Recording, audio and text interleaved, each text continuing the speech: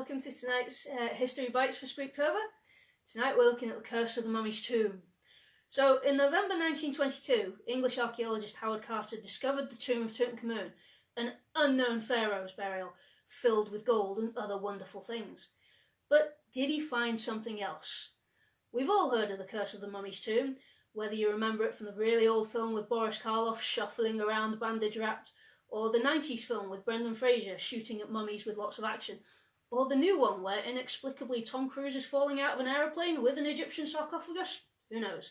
We've all heard of the Curse of the Mummy's Tomb. It seems to have been a long-running belief in tomb curses. It's not just restricted to Egypt.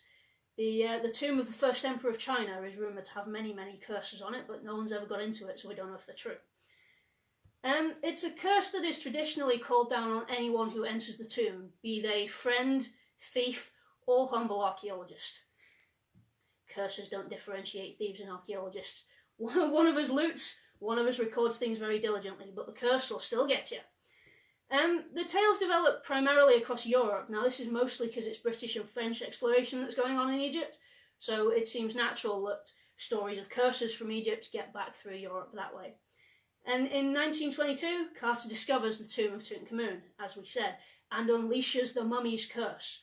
Or so Sir Arthur Conan Doyle, yes, he of the Sherlock Holmes fame, he was the one who came up with the idea of the Curse of Tutankhamun, after some strange things happened when Carnarvon opened the tomb.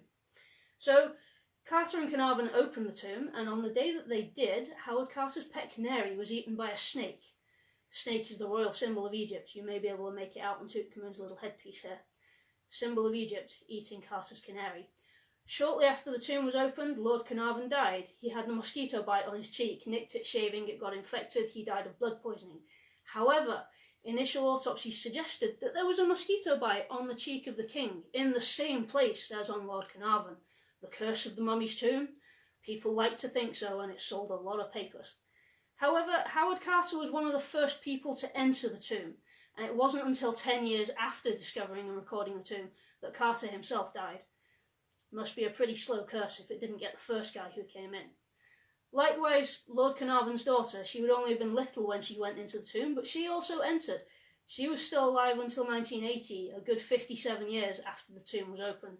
So, Tutankhamun's curse, perhaps it wasn't very good. Or maybe it was just that the tomb had been broken into previously and all the curse magic had been used up. Who knows? There are, however, evidence for other curses in place. Not in Tutankhamun's tomb. We've read the hieroglyphics in there. There's no sign of any curse there. But in the older tombs, the ones from way, way back before the pyramids were built, older tombs, there is evidence for curses written down. Sometimes they're written in the bandages of the mummy, other times they're written on the coffin. Usually these curses run something along the lines of, "Dear insert favourite deity here, whoever breaks open my coffin, please don't accept any offerings from him, or his children, or his children's children." Terrifying stuff, I'm sure you can see. But there is one curse that's quite Hollywood film-esque, and it is Egyptian. It reads, "Cursed be those who disturb the rest of Pharaoh. They that shall break the seal shall meet death by a disease that no doctor can diagnose." Now that one's a scary one. A disease that no doctor can diagnose. Well, it could be anything. The Curse of the Mummy's Tomb. There it is.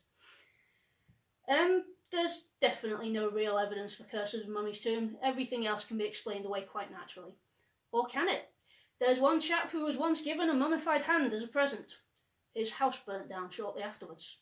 Mummy's curse? There are also whispers that there was a sarcophagus containing a mummy on the Titanic.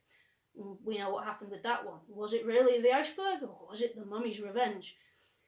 Again, we can't really be sure. A lot of things are coincidental, but ancient Egypt is the seat of magic. It's the seat of strange, unknowable things. Can't deny it's a fascinating, fascinating culture. And well, who doesn't like a curse or two? It gives us some good books, some good adventures, and I'm sure we'll get many more mummy films to come, whether they're bandage wrapped and shuffling, or falling out of more aeroplanes with Tom Cruise. I'm sure the Curse of the Mummy will live on.